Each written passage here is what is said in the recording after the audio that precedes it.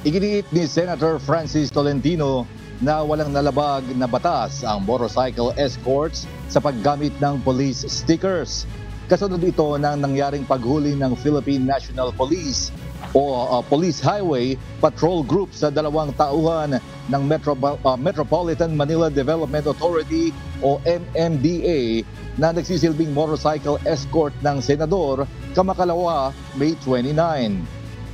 Sa isang pahayag, sinabi ng senador na hindi naman kasi nakadikit sa uniforme ng MMDA personnel ang decals.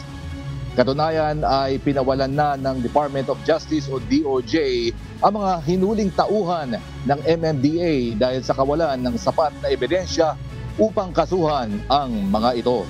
Wala rin na umanong kontrol ang kanyang opisina sa kung anong markings ang ilalagay ng mga ito sa kanilang sasakyan, helmet o belts.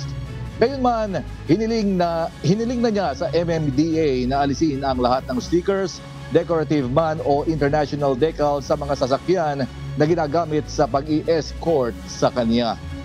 Dapat din na aniyang imbestigahan ang source o pinagkunan ng PNP stickers na commercially available naman.